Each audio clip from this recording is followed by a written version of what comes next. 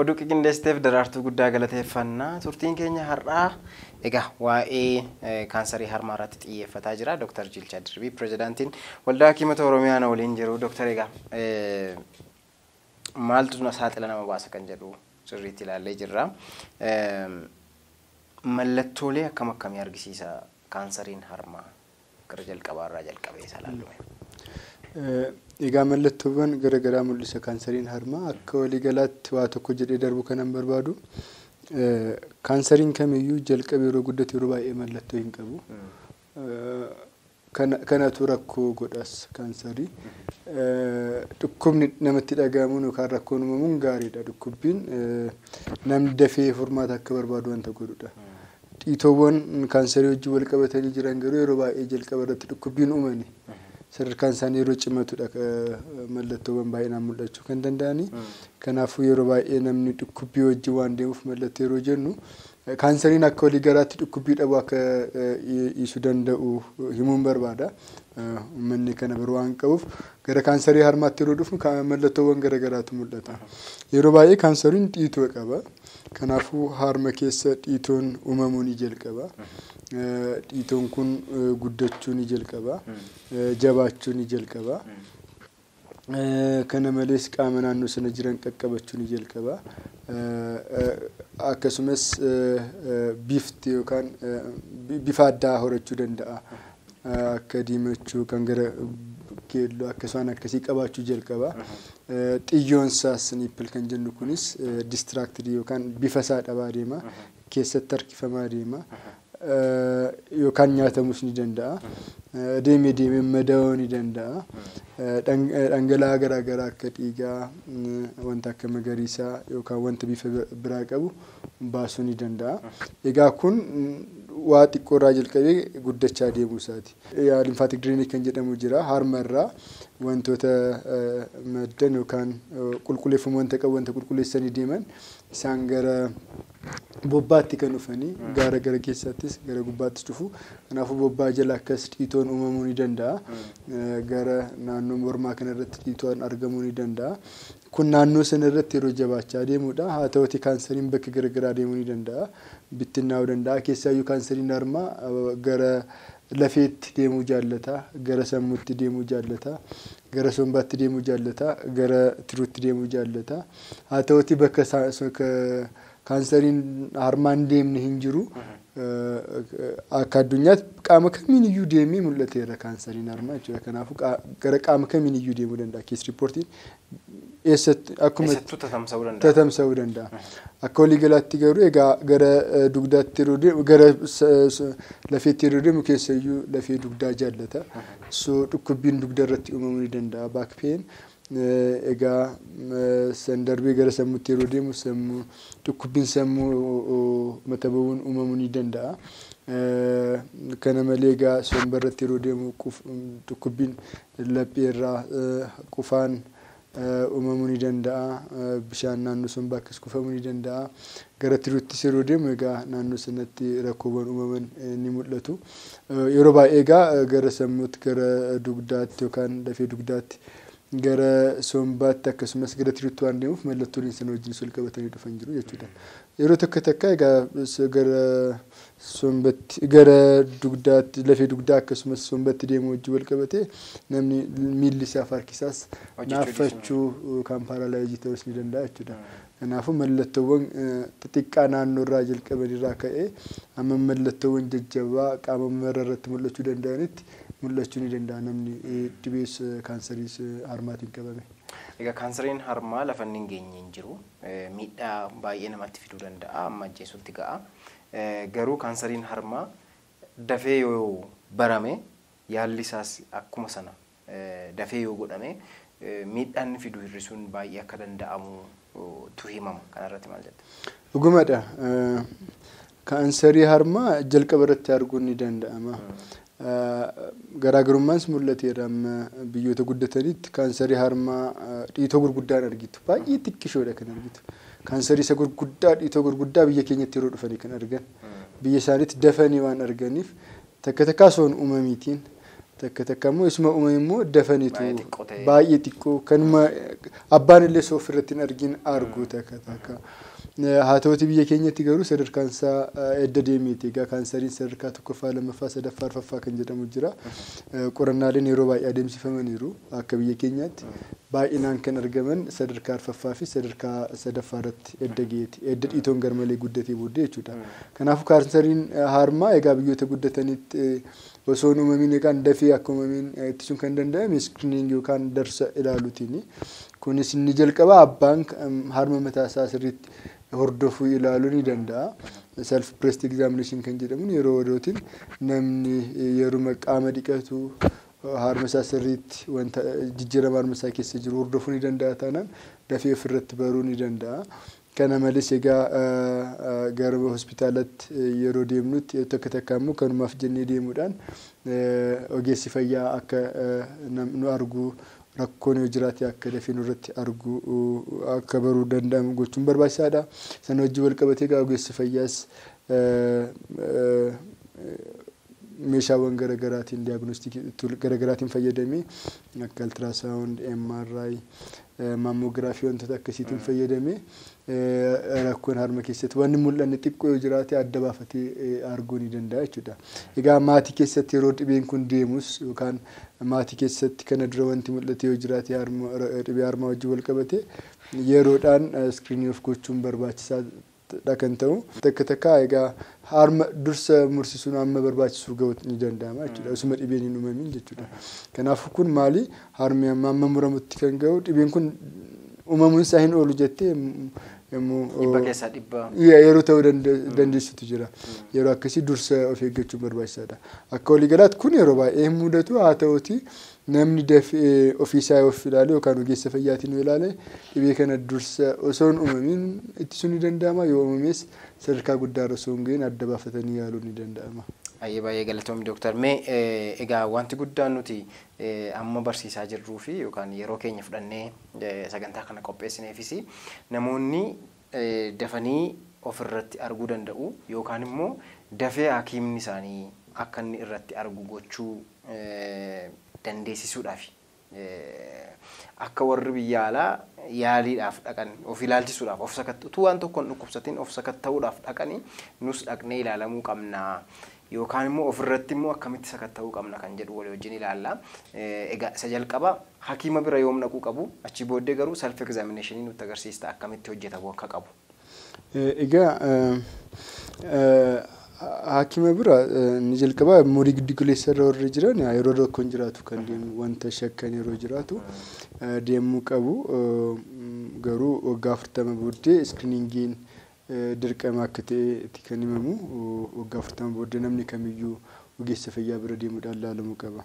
Haa ta'uutii namoonni kana dura maatii keessatti dhibee kaansarii harmaatiin qabaman garuu keessaayyuu akka BRCA1 mutation kan jedhamu san yeroo jiraatu waggaa 30 irratti atleast immoo namni maatii keessaa qabame sun yerootti kaansariin sun irratti barameerraa atleast gara waggaa 10 akkas dursa umurii jiru irratti akka jalqabudha kan gorsamu. Kanaafuu namni umurii giddu galeessaa akkasuma 20-30 jiru yoo rakkoon jiraate dafee deemuu danda'u qaba. Dhiitoon harmaa martiyyuu kaansariidha jechuu miti. Umurii giddu galeessa irratti yeroo baay'ee akka dhiitoon uumamu jira. Kaansarii osoo hin ta'in haa ta'uuti sana adda baasuun kan danda'amu ogeessa fayyaa bira deemuudhaani. Ogeessa fayyaa yeroo jennu nama dhibee kana adda baafachuuf akka biyya keenyatti rakkoon jiru maalidha.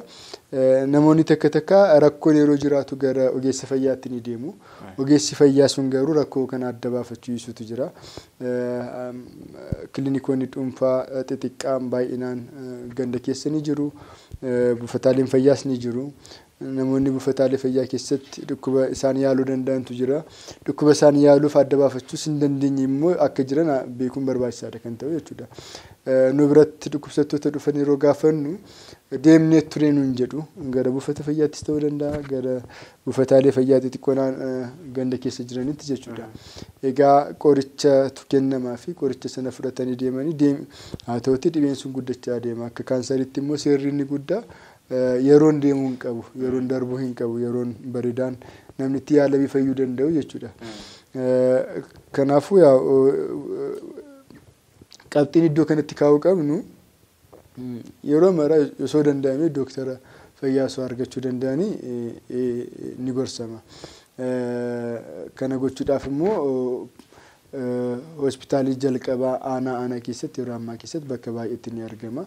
Kanaafuu yoo danda'ame gara bakka akkasii deemuun ogeessi fayyaas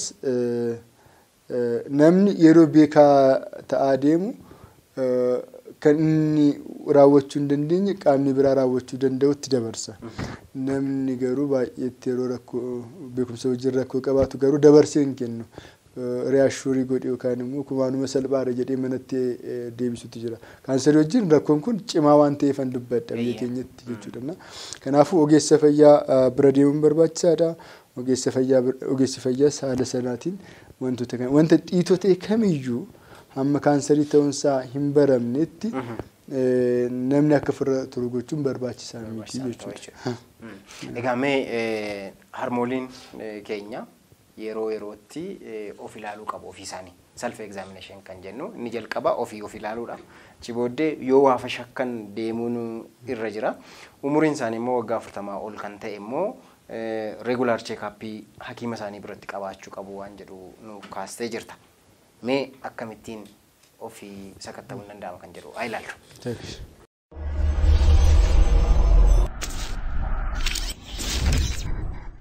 Tole egaa namni shamarri kamiyyuu mana keessatti harma isaanii yeroo yerootiin ilaaluu danda'u qabu. Yeroo ammaa kana namni guyyuu ilaaluuf qaba yaadni jedhus jira. Haa ta'uutii yoo xiqqaate namni yeroo qaama isaa yookaan dhagna isaa dhiqachuudhaaf galu sanatti harma isaa ilaaluu qaba. Kana gochuudhaaf inni jalqaba barbaachisu maalidha? Harma ofii sirriitti baruun barbaachisaadha. Harmi koo maal fakkaata? Bifa akkamii qaba? Harma koo mirgaa fi bitaa gidduu garaagarummaan jiraayyuu kan jedhu isa jalqabaa yoo barreedha jijjiiramni yeroo dhufu adda baafachuu kan dandeenyu jechuudha. Kanaafuu inni jalqabaa harma ofii sirriitti maal akka fakkaatu baruun barbaachisaadha. Bifaanis ilaaluudhaan akkasumas immoo tuttuquudhaan waa'ee harma ofii sirriitti baruun barbaachisaadha. San booddee guyyuu yeroo harma ofii ilaalan yoo danda'ame mastaawotiin yookaan daawwiin fuuldura keenya osoo jiraate gaariidha. Sanaanis harma keenya bitaa fi harma keenya mirgaa wal dorgomsiisuu dandeenya. Dhiitoon yeroo jiraatu yookaan rakkoon garaagaraa yeroo jiraatu sirriitti harma ofii daawwii keessatti ilaaluudhaan jijjiirama uumame arguu waan danda'amuuf yoo danda'ame daawwii fuuldura taa'anii harma ofii ilaaluun danda'ame gaariidha. Egaa kaansariin harmaa bakka garaagaraatti uumama akka danda'u ilaalleetu jirra. Jalqaba kaasuudhaaf yeroo baay'ee jala kanatti ni uumama. Keessaayyuu gara naannoo kanatti sadarkaadhaan akkasitti baay'inni isaa akkasitti hir'achaati kan deemu gara kanatti hin baay'ata. Haa ta'uutii bakka kamiyyuu kaansariin harmaa qabachuu ni danda'a marsaa kana guutuu jechuudha. Karaa mirgaas karaa bitaas jechuudha. Kana darbees egaa dhiitoowwan bobbaa jalatti yeroo baay'ee uumamuu ni danda'u. Kanarraa gara kanatti deemuu waan danda'aniif kana malees morma keessaayyuu naannoo kanarratti naannoo lafeen gadi baatee jirtu sanarratti dhiitoon uumamuutiin kan danda'u jechuudha. Kanaafuu harma ofii ilaallachuudhaaf inni jalqabaa maal akka fakkaatu daawwii fuulduratti sirriitti ilaalanii wal dorgomsiisuudhaan ni jalqabaa. San booddee harka ofii isa bitaa ilaaluudhaaf isa mirgaa fayyadamuudha. Isa mirgaa ilaaluudhaaf immoo isa bitaa fayyadamuudha. Isa bitaa ilaaluuf yeroo jennu harka ofii ol kaasnee mata duuba akkas qabachuu danda'uu qabna jechuudha. Harka ofii sirriitti of ilaalu. Kun maal fayyada? Wanti kana keessa jiru sirriitti akka bahu isa godha tokkoffaan. Inni lammaffaa bobbaanis sirriitti ba'ee ilaalamuu akka danda'u godha jechuudha. Egaa harka ofii haala kanaatiin karaa bitaa edda qabatatanii booddee harma ofii marsaadhaan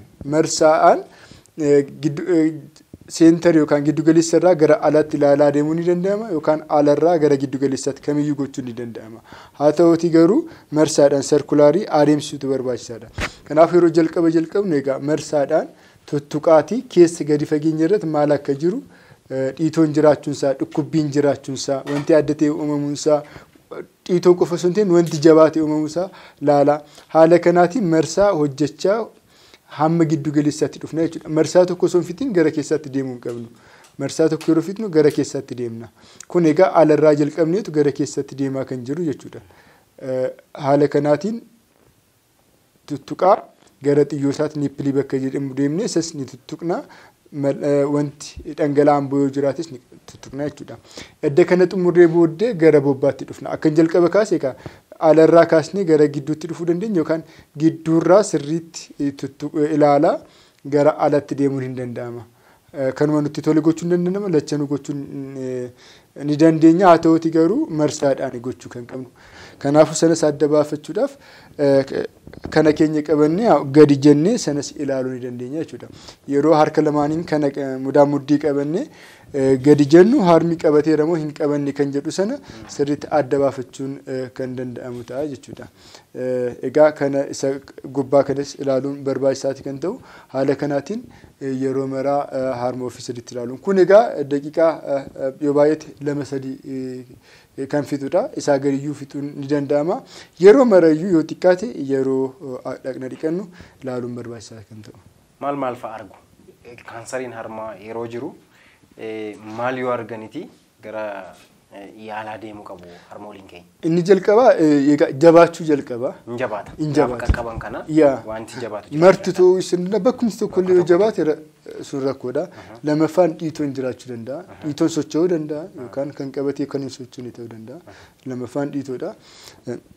Sadaffaan egaa bifti gogaa harmarra jiru kun jijjiiramuu danda'a. Sanas sirriitti xiyyeeffannaatiin ilaaluun barbaachisaadha kan ta'u. Arfaffaa yookaan wanti dhiitee yoo jiraates gogaa kana qabachuu danda'a. Harmi sirriitti kan biraa egaa karaa harmaa kana dhangala'aan bu'ee yoo jiraates sanas ilaaluun barbaachisaadha kan ta'u. Kanaafuu kanneen kana yoo arganii waa jira jedhanii shakkanii mana yaalaa deemuutu jira jechuudha. Kan biraa dhiitoon osoo hin jiraatin dhukkubbiinis jiraachuu danda'a. Dhukkubbiinis yoo jiraate mallattoon inni agarsiisu waan jiraatuuf sanallee yoo argan kana qabatanii gara mana yaalaa deemu. Baay'een si galateeffadha Dr. Jilchaa as istuudiyoo koo Dr. argamte waa'ee kaansarii harmaa uummata keenya waan barsiisteef guddaa galatooma. Isinillee guddaa galatooma. Egaan daawwattoota keenya turtiin keenya har'aa kan hangammaa ture turtii keenya irraa waan baay'ee barataniitu jedhee abdii guddaan qaba. Gaaffii yoo qabaatan 724 irratti bilbiltanii hakiimota keessan dubbisuu dandeessu. Tajaajilli keenya gara sa'aatii 24tti guddateera. Yeroo kamittiyyuu waa'ee fayyaa keessanii gaaffii yoo qabaatan bilbiluu dandeessu. Fayyaan egaa wanta nun qabnu isa guddaadha. Fayyaa keessan eeggadhaa isiniin jechuu barbaanna. Torban sagantaa biraatii walitti deebinaa. Hamma torbanitti nagaatti.